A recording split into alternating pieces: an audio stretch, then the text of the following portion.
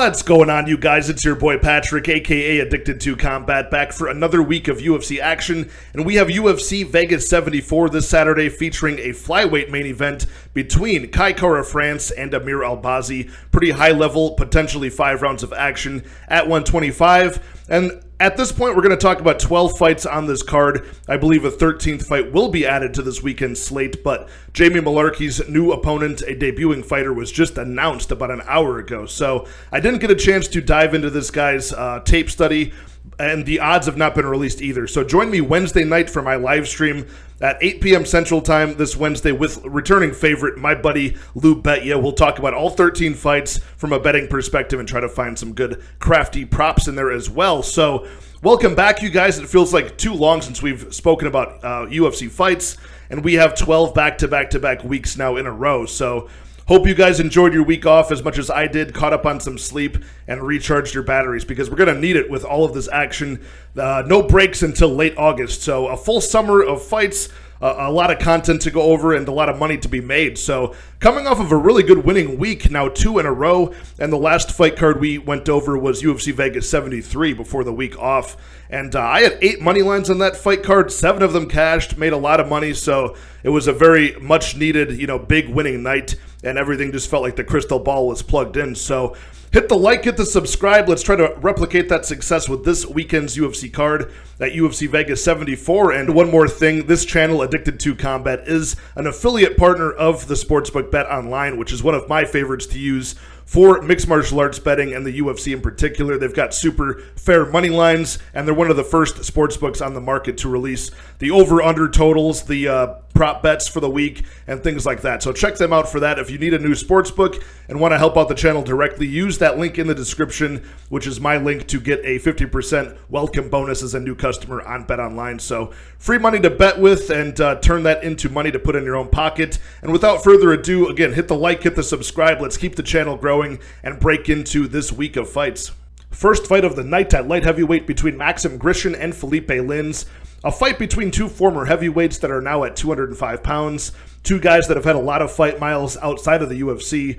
And 2 guys who I think their better days are far behind them at this point. We've got Maxim Grishin, the Russian kickboxer at 39 years old, and Felipe Lins, who's had some durability issues as of late, and he is 37 years old, the dangerous Brazilian. So we're looking at a fight that was supposed to have taken place between these 2 guys about 8 or 9 months ago, and I think it was Felipe Lins that pulled out of the bout due to either a botched weight cut or injury the week of. So when this fight was originally scheduled, it was Maxim Grishin at -170, the favorite, Felipe Lins at +145, the underdog. Now we're looking at the money line has tightened up. It's -130 for Grishin, +110 for Felipe Lins. So a pretty close to even matchup here as far as the odds go. And all that's changed in that time is it's been a long layoff for Maxim Grishin, and it's been Felipe Lins getting that early February of this year. He got that round 1 knockout over OSP. So, if that's the only difference, I don't really justify that to change the line that much in the favor of, Felipe Lins. Even though he's a very dangerous guy, probably the more well-rounded of the 2 with danger on the mat with his submissions and also danger with those big brawling left and right hooks, the big overhands. He can start very, very fast and be powerful there in the first half of the fight. I think that Maxim Grishin's going to be far more technical. I think he probably does have better durability at this point.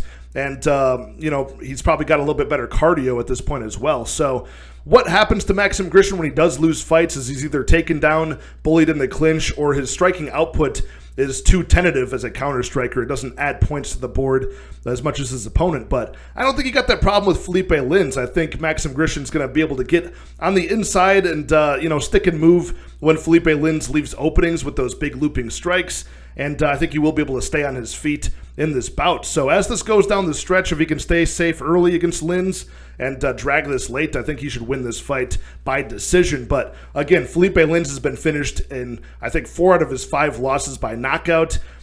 His chin shows some wear and tear. And Maxim Grishin, he does have flashes of that heavyweight power at times. You saw him a couple of years ago dropping who was that? Dropping Dustin Jacoby with like jabs and things like that. So he does have that heavyweight power still built into his system. 16 knockouts. He's still a big guy. He could do it again here, but I think it'll be a slow and drawn-out fight the further this goes, and I think Grishin gets his hand raised. So not something I plan to bet on.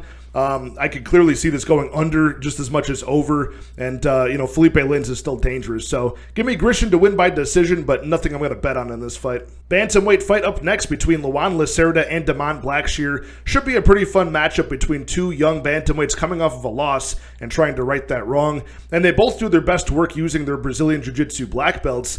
10 submissions out of 12 wins for Lacerda, and for Blackshear, he's got 8 submissions out of his 12 wins. So most of their wins are coming on the mat by finish. And Lacerda is a very high-level BJJ black belt coming out of that Nova União gym down there with guys like Jose Aldo, the former champion.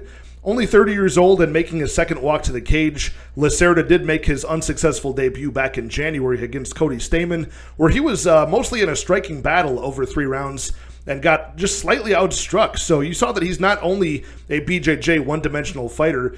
Lacerda's got pretty good Muay Thai. It can be a little bit one at a time, slow and plodding, and he can fall behind on the numbers, but able to show some very kick-heavy offense there with good body kicks, good high kicks, and even up close in the pocket, he can let the left and right hooks go. But like I said, it's a little one at a time. He can be a little bit too patient and tentative to make his mark with the strikes, and a little bit too hesitant to go for offensive wrestling himself, often relying on his opponents to take him down. He can work off of his back with the submissions, and he is a threat there, but he'll look for the sweep or at least a challenge, like a heel hook, get his opponent to freak out, and then he'll look for their neck or their back that they leave exposed at that point. But Blackshear, he's got a good scramble ability as well. We saw that in his debut in the UFC over what was his name? Yusuf Salal, and that was officially scored a draw, but he gave up the most important round and almost got finished in round 3, did Blackshear, but very good scramble ability shown there against the UFC caliber fighter, and then also in his next bout against Farid Basharat just in March of this year, he lost that 2-1 pretty clearly.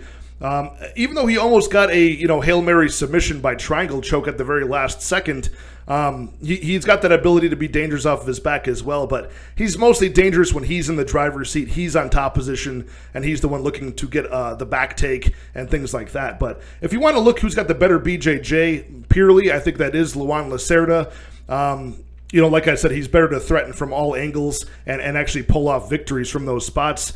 But the better wrestling I would give to Blackshear. He's got a very good scramble ability. He's very fast and athletic. He gets those strong body lock takedowns or double legs out in space or against the cage, whereas you don't see that so much from Lacerda. So I think Blackshear is better to get the takedowns himself and stay in a dominant spot. And if this does nullify itself and it stays as a striking battle on the feet, I think Blackshear's got a way better chance to win that battle at range or up close. He's got a better, unpredictable striking offense. He's got explosive attacks. He can string together combinations in sequence pretty well. He's just lighter on his feet, and he just attempts more output. So I think Blackshear's got a more well-rounded ability to win this fight, and he's at plus money. He's at plus 130, whereas Lacerda is the minus 150 slight favorite. I would line this more 50-50, so I'm going to take Blackshear to get the job done. I think he does it by decision. Not something I'm willing to bet just yet. Maybe if the number goes more in the Blackshear favor at plus money, or if I just, find something else I like in the tape later in the week, I'll bet it. But right now, I want to learn about Blackshear. He does make some crucial mistakes at times, in scrambles that maybe he's winning. He does end up on bottom, and he can lose parts of the fight. So how I predict this going down is he just wins the minutes on the feet pretty clearly, and then ends up in key dominant positions on the mat when he needs to be. So give me Blackshear to edge out a decision here against Lacerda. Women's strawweight bout up next between Elise Reed and Jinyu Frey. You've got two strikers squaring off in this fight, and the thing that bounces off the page first is, of course, the age discrepancy. You've got the Taekwondo striker Elise Reed is 30 years old, and you've got Jinyu Frey, the southpaw kickboxer. She's 38, so she was formerly the champion at atomweight in Invicta before coming to the UFC. And right now, both women don't have a very good record in the UFC. Elise Reed, 2-3 in the league, and Jinyu Frey is now 2-4 in the league. Both women coming off of finish losses against them, looking to bounce back. And Jinyu Frey definitely had the worst of the two losses. Last November, she had her head bounce off the canvas after eating a nice 5-piece combination from the grappler, and that was Polyana Viana, who knocked her out in just 47 seconds. pretty shocking knockout loss there, and not a good sign of things to come here. Even though she's the more technical striker, in my opinion, I do think that she's the more one-dimensional fighter in this spot. Elise Reed, at 30 years old, she's coming off of that round 2 submission loss at the hands of Loma Lukbunmi, but she looked like she was a little bit more comfortable on the mat, at least early in that fight, able to stay safe and shimmy her way into a dominant position to end round 1. And against Melissa Martinez a couple of fights ago, she even showed that she's eager to get some takedowns of her own, stay in top position on the mat and rain down some ground strikes, and she was able to win the fight that way and flash some power, even knocking down Melissa Martinez with a heavy right cross. So both women do flash their power from time to time. Of course, it's the left straight southpaw punch from Jinyu Frey. But Elise Reed, she's got the nice Taekwondo side kicks to maintain distance, pretty flashy kicks, that you would expect from a Taekwondo fighter. But her boxing isn't bad. Her hand speed is okay, and she is just very aggressive. She seems to want it more at this point. If you even watch her in between corners, she's in between rounds. She's taking corner instruction well. And I just think at 30 years old, she's got a few more wins under her belt than Jinyu Frey has. A little bit more improvements to be made, and I think Jinyu Frey is only going to regress from here. So I am going to take Elise Reed to win the fight. She's a minus 130 favorite. Jinyu Frey is the plus 115 underdog. Again, I think Jinyu Frey is the better technical fighter. If they were the same age, probably would pick her to win at this point. And she's got a lot of good experience, but Elise Reed, I think, will pressure forward. It'll look better in the eyes of the judges, and I think we might see her actually try to mix in some takedown offense as well. So give me Elise Reed to win this fight by decision. I don't think it's going to be a shutout. I would say probably 2 rounds to 1. Just a unanimous decision that way. And, I think Elise Reed will just, prove with her aggression that she's a lot hungrier at this point in her career. Another bantamweight bout up next between Daniel Willie Cat Santos and Johnny Munoz Jr. And this is a fight that I broke down for the UFC 288 card, that pay-per-view a few weeks ago, because Santos did miss weight. I don't think he could even make the scales that day, so the fight was rescheduled for medical issues or whatever. So if you want to go back and watch that full card breakdown for UFC 288, I don't think my opinion has changed that much, so I'll keep this one brief. I am still picking Daniel Santos to win. I think he gets the job done by round 2 knockout over Munoz Jr., and Santos is just more well-rounded, more dangerous in my opinion. He's one of these aggressive blonde-haired Brazilians from that Diego Lima shoot-to-box team with Charles Oliveira down in Brazil, and that's really how this guy fights. It's kind of like a wild Charles Oliveira who's just, not as much of a refined skill and not as dangerous on the mat, but his striking is in your face with those big 2-3 combinations, spinning back kicks. He really pressures his opponents to stay on their back foot the whole time, which I think will wear out the gas tank of Munoz Jr. in round 1, and eventually he'll slip up and get caught in round 2. And, just the vicious knees of Daniel Santos should be good at countering any takedown threat for Munoz Jr. And Munoz Jr. is the submission specialist here. He's going to want to get this fight to the mat, but he is decently comfortable to stand and strike at range. He's got a good, a simple 1-2, very green striking, but enough for him to stay comfortable and not recklessly shoot for takedowns until he probably gets hurt. So, against Tony Gravely, we saw that there's maybe some durability issues from Munoz Jr. as well. He got caught by a very short uppercut and knocked out cold in that spot. So, as a lifelong grappler, I don't see his striking offense being much of a threat, at this point in his career. I think it's too much to turn around. But if this goes to the mat, then Santos is in real danger. If he gets a kick caught and falls to the mat, if he hurts Johnny Munoz Jr. with the striking and then Willie Cat Santos chases him to the mat and gets in his guard, that could be a problem. But other than that, if this stays in the feet, I think at 28 years old, some improvements to be made and just a more natural aggression and power, I think Santos should win this fight. The only other notable change to this is the money line, because they canceled the bout, rescheduled it a couple of weeks later. The sports books then know where all the money went. So I had a 2-unit bet on Daniel Santos at minus 155 that night at UFC 288. But, now it's at minus 210 to minus 215 for Daniel Santos. And I just missed the line on that. So even though I still think Santos wins, I think he wins pretty dominantly by finish.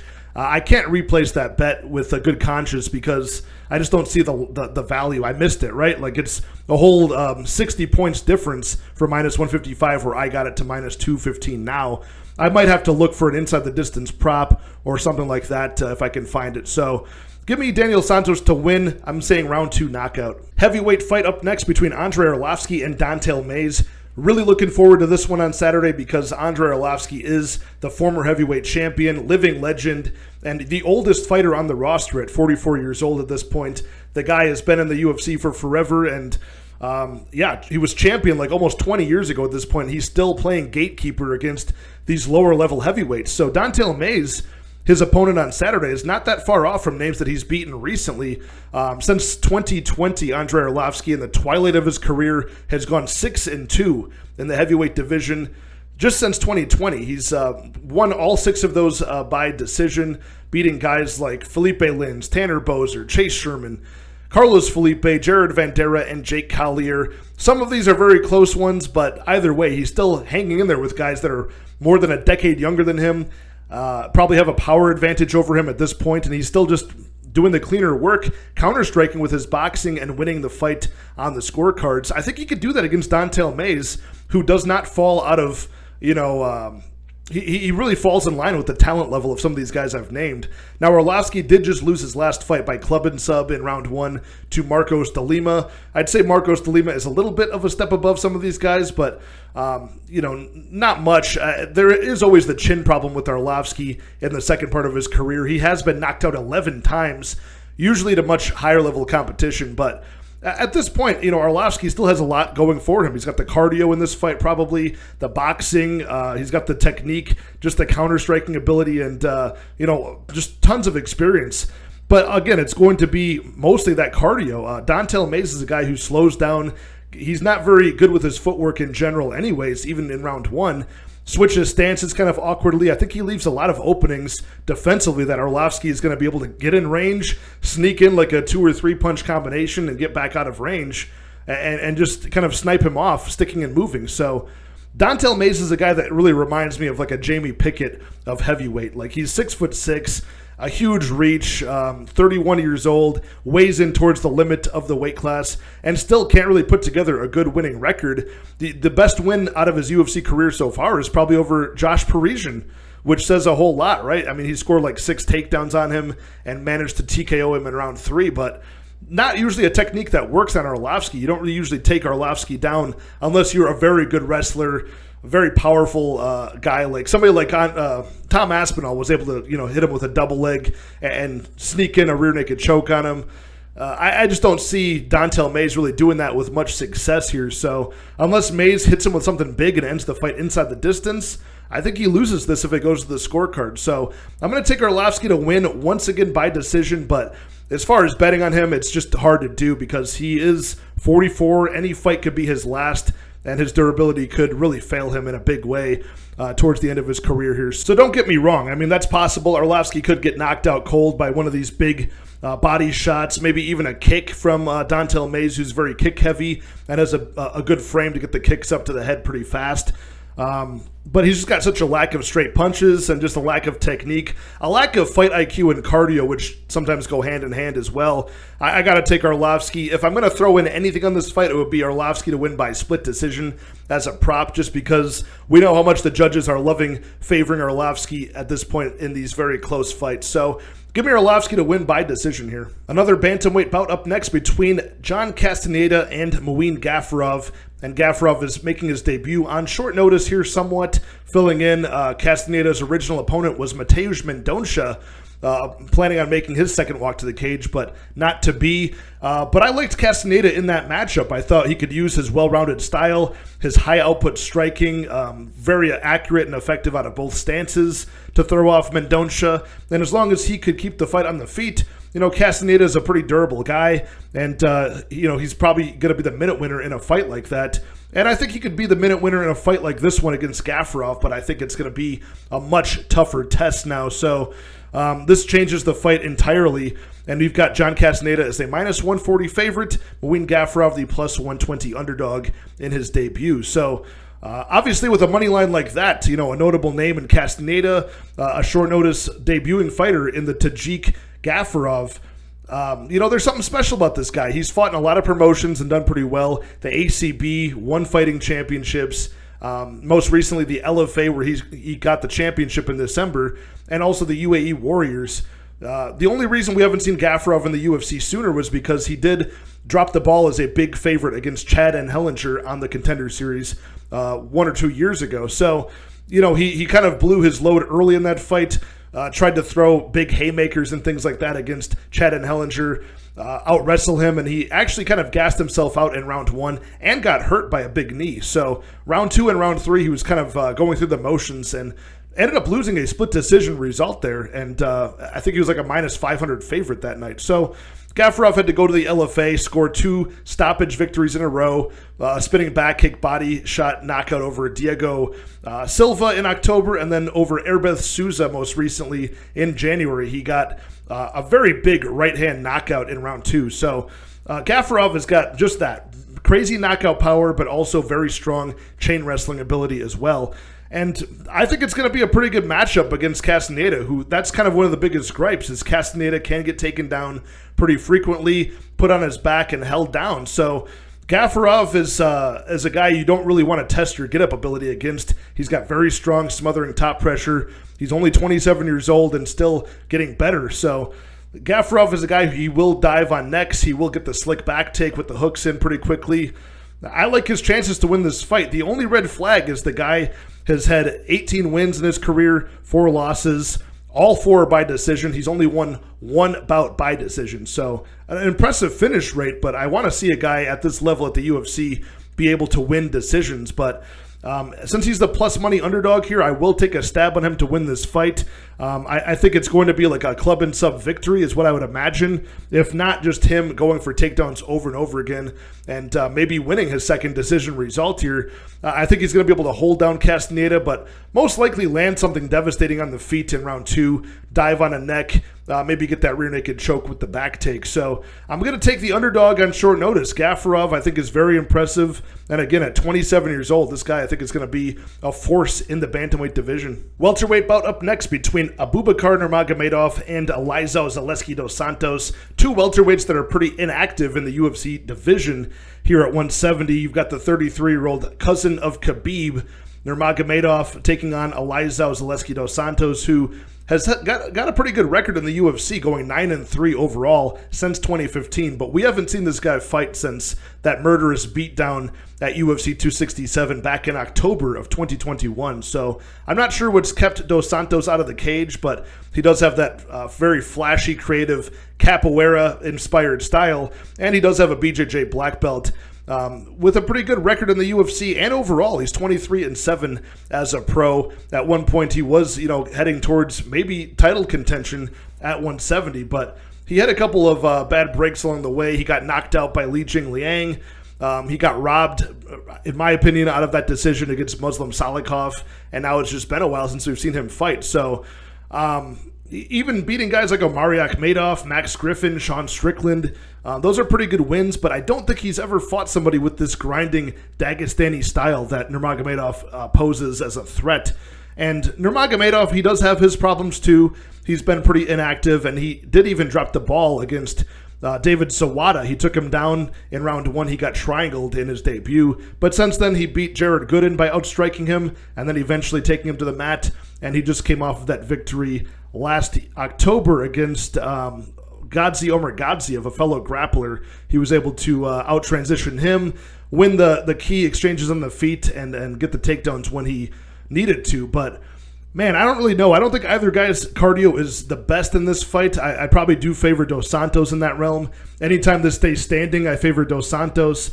But I think Nurmagomedov will do the right thing here and, find a spot in round 1 early on to trade punches at boxing range, which he's not a bad striker, but I think at a certain point he'll catch Dos Santos over swinging, maybe catch a kick and take him to the mat where he'll just win the majority of the minutes in this fight. I think it'll be extremely boring.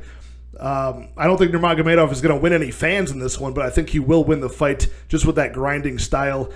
He does enough ground and pound to just maintain top position without it being broken up and called a stalemate, but overall, I don't think he ends this fight. I think he wins it by decision and a pretty boring one. So a 50-50 fight as far as the money line is concerned. I think that's about warranted.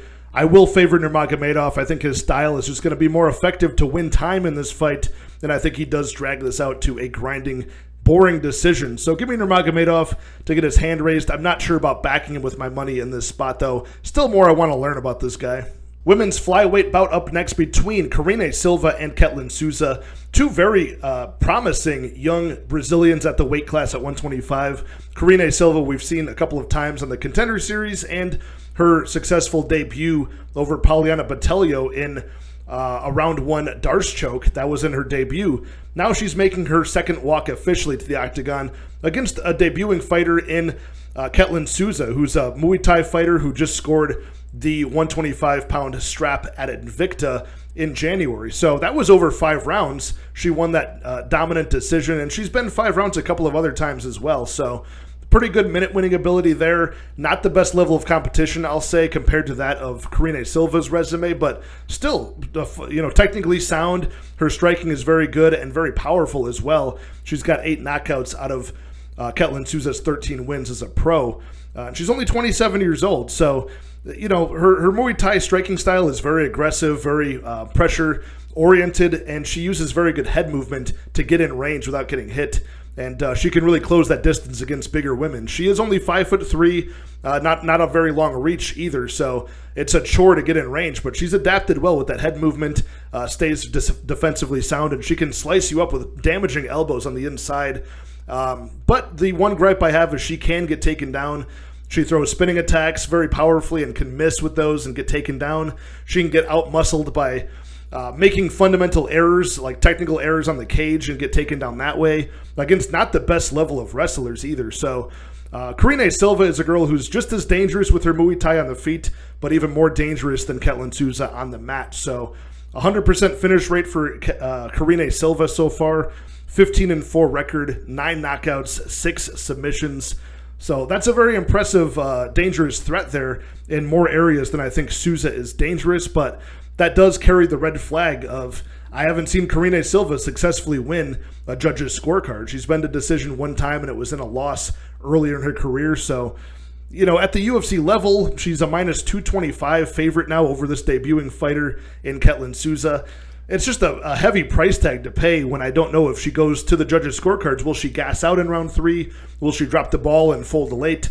I'm just not sure, but as far as the matchup goes, I think that it's going to be a tentative feeling out process early. I think Karine Silva, as the bigger woman, will gain the respect of Ketlin Souza with some of her strikes, and then come round 2 or round 3, I think she takes the fight to the mat successfully and then gets a submission there. So I'm going to take Karine Silva once again to get another finish on her record, and I think she does it by round 2 or round 3 submission. But as far as the money line goes, I don't think I'm going to pay that price. I would maybe look for a submission prop or an inside the distance prop, the way she's been winning her fights. So give me Karine Silva to get her hand raised. We've got a very fun flyweight bout up next between Tim Elliott and Victor Altamirano. Certainly an old versus new matchup here at flyweight, with Tim Elliott representing all of the experience in his 11 years among his UFC career between 2 stints. At 36 years old, he's taking on Victor Altamirano, who's 32 years old and has only been in the league 3 times now, going 2-1 in those results. Both guys coming off of wins, but we haven't seen Tim Elliott in a little over a year at this point after he scored an upset decision victory. Big underdog spot he won against Tagir Ulanbekov last year. So he's had some injuries. He's had some opponents cancel on him. So now he takes on Victor Altamirano. And Altamirano got a decent test of an unorthodox opponent in his last fight. But let's talk about Tim Elliott first. He's certainly going to have a lot of fans in this fight because out of all of the outside of the cage antics, his wife being allegedly unfaithful to him with his teammate, there's a lot of people, including myself, that want to see him get his hand raised and get some sort of redemption here. But 36 years old at flyweight, certainly at the cusp of what you want to be backing here. But Tim Elliott is certainly a freestyle fighter in every sense of that term. The guy's got a good wrestling base and takedown threat, but also feints his way in range with his hands low, constantly feinting, switching stances, keeping his hands low and throwing those punches from weird angles.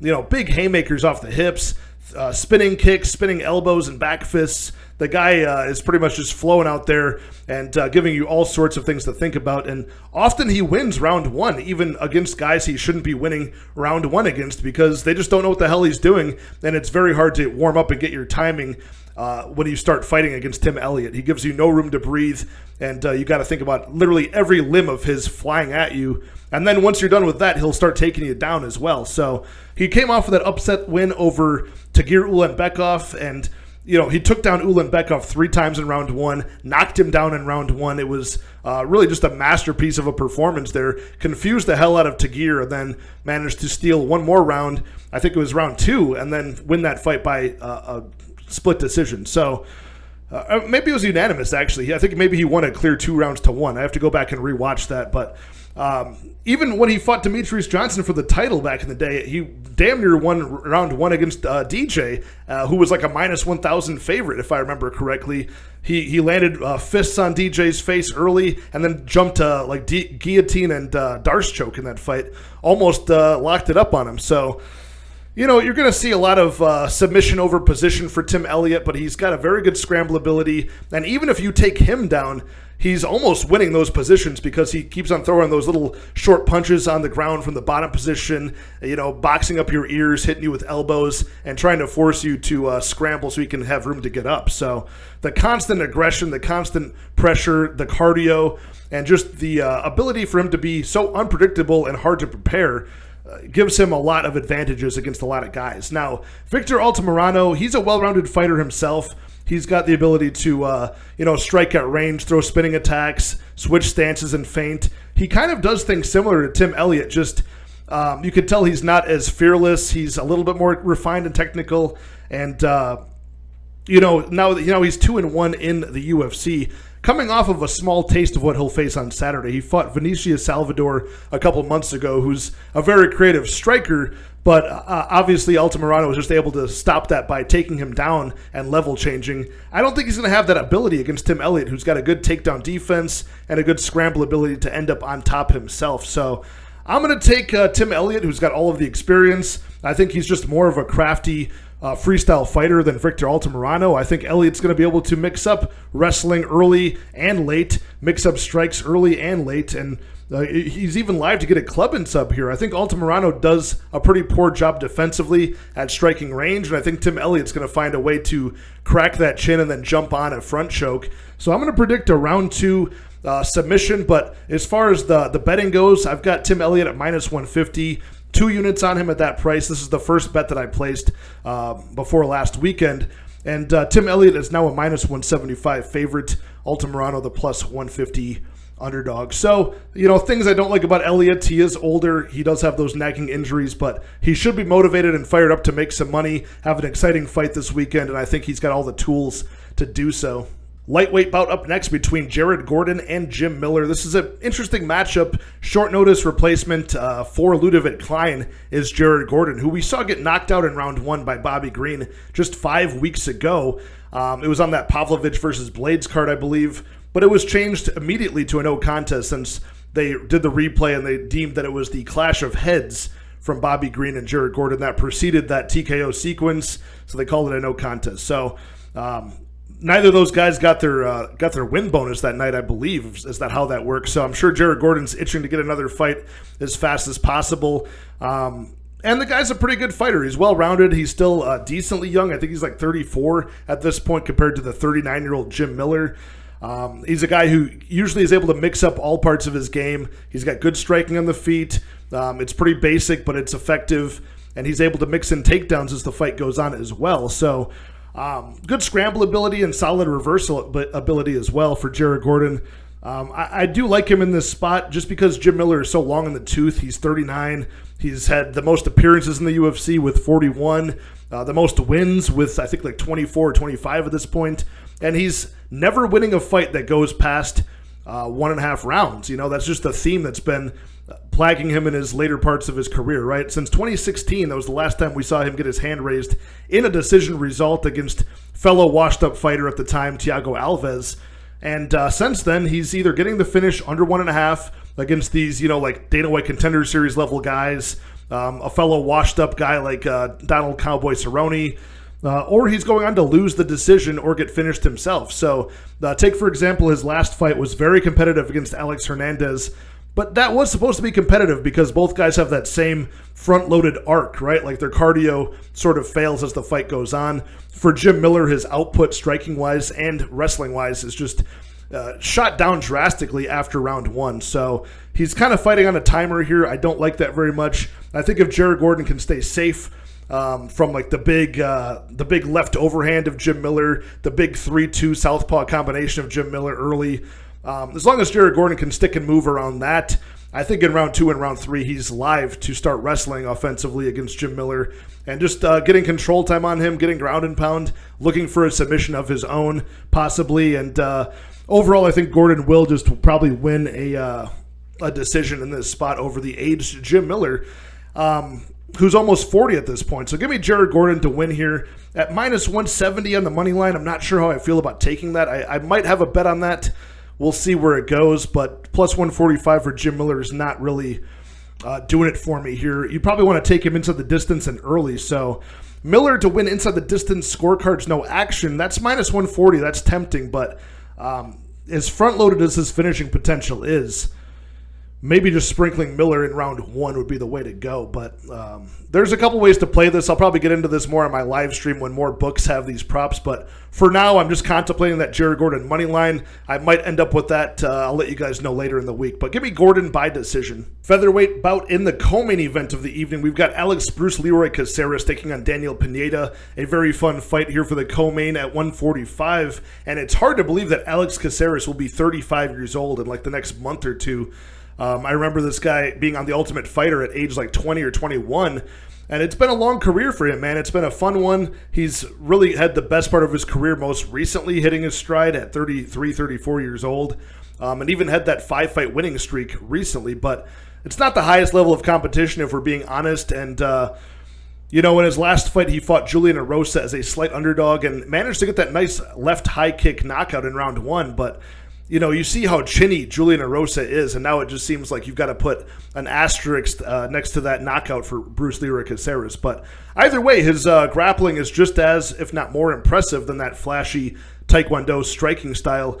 He's got a very slick back take, a tight rear naked choke, and he can really wear fighters out as they burn out early. He's oddly durable himself. If he can survive an early onslaught the way he did against Sungwoo Choi, I think the end of 2021, almost got knocked out early on and then managed to get some time to recover and jump on the back and get the rear naked choke in round 2. So things like that are possible for Caceres in this fight, since Daniel Pineda is a 37-year-old grappler, wild come forward striking style, and can kind of burn himself out early. This guy has a 100% finish rate, does Pineda.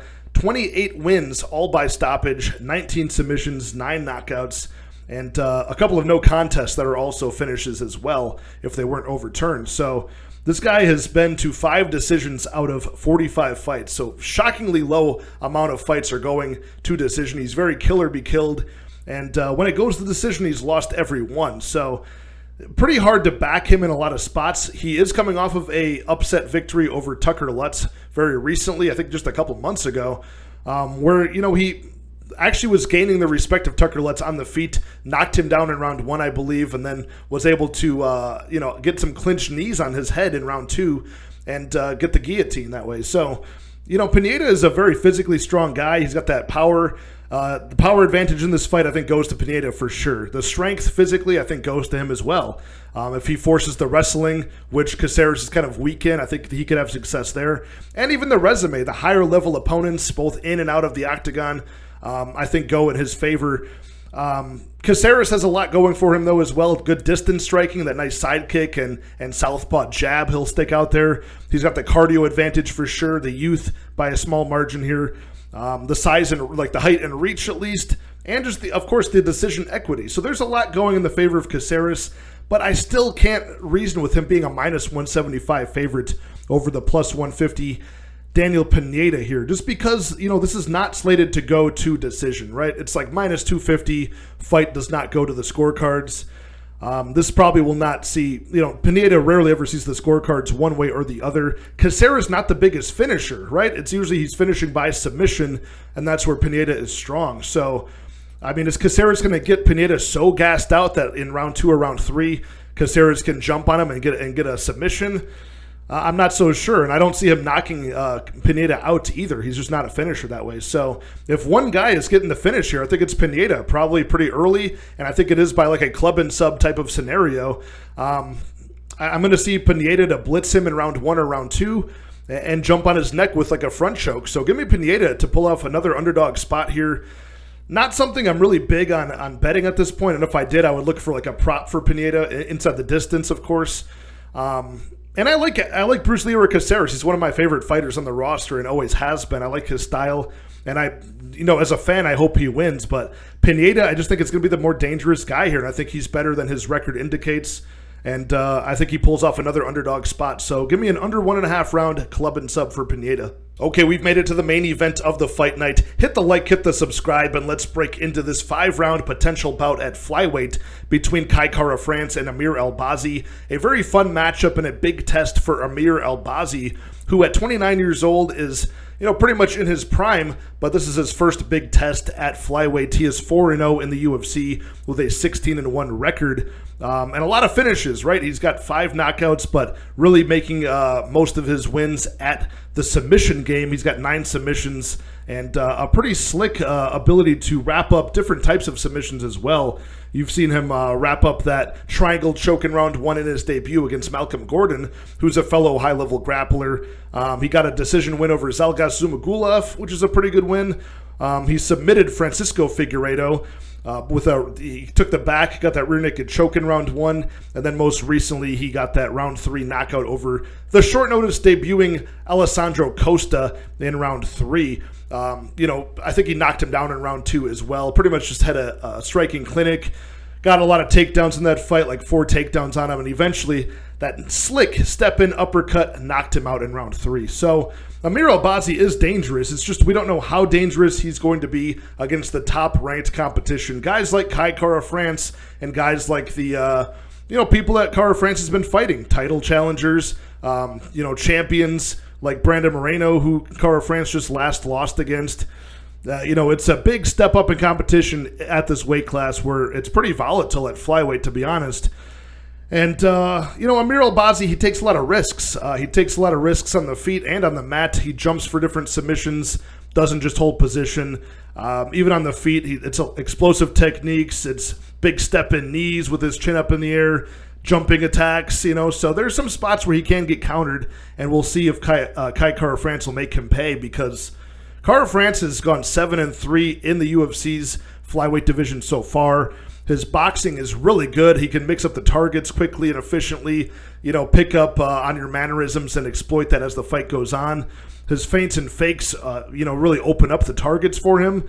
And his takedown defense is on point. It's 87% against some pretty high-level guys, including last year he did lose his last bout by round 3 TKO to Brandon Moreno, but before that he had a very big upset victory as a huge underdog against Askar Askarov, who was ranked like number 2 or number 3. Askarov was unable to get the takedowns. Kara-France defended 12 of 14 takedowns from Askarov, outboxed him, and won that decision. Same with Moreno in the second fight. He defended all of the takedowns there. And even against one of the other grapplers, Mark De La Rosa, that has faced Kara-France, he defended I think all but one of his takedowns. So other than that, it's been a lot more of strikers or strictly BJJ players that Kara-France has had to defend takedowns against. So his footwork's on point. That does help with the takedown threat just off the bat. He can really get in and out of range pretty quickly. So just putting together all of the striking skills that I think do go in the favor of Kara-France, his output over 5 rounds I think would fare him well in this fight. His cardio is on point to keep on defending takedowns and still putting the offense on people when the next round starts. I got to go with Kara-France because then you add on top of that all of the experience at the high level. I know that this guy has been able to make very few mistakes against very high-level guys. So Amir Albazi, he looks promising, but I just don't know based off this 4-0 UFC run over the names I mentioned. Like, I think that the biggest opponent that Albazi has fought was the former UFC fighter Jose Shorty Torres, which was in Brave CF, and he lost that fight by decision. He got outstruck. He was able to backpack Torres in round 2 to win that one, but then he got out-countered, just couldn't get that wrestling going in round 3 and lost. So I think that was his biggest test to date, and that was his only loss to date. So most likely improved since then. Maybe he'll step up to this competition, but at minus 110, I think that's a pretty good price for Kai Kara-France with this much going for him, the takedown defense, the striking output, and all of the experience in his favor. So give me Kai Kara-France to win this fight. I do have a couple of units on him at minus 110 on the money line. Okay, there you have it, you guys. All the fights broken down for UFC Vegas 74. Kara-France versus Albazi this Saturday. Again, for the 13th fight on this card, which will be Jamie Malarkey's short notice replacement, check out my Wednesday night live stream at 8 p.m. with Lou Bettia from the MMA Engine. We'll talk about all the fights in further detail, trade opinions, and find some new ways to make money on this card. And we'll have that 13th fight covered on there. So hit the like, hit the subscribe, you guys. It's great to be back, and we have 12 back-to-back-to-back UFC events to go over. So let's keep the channel growing, and again, check out that link for Bet Online, my affiliate partner, if you need a new sports book. I'll talk to you guys next time. Cheers.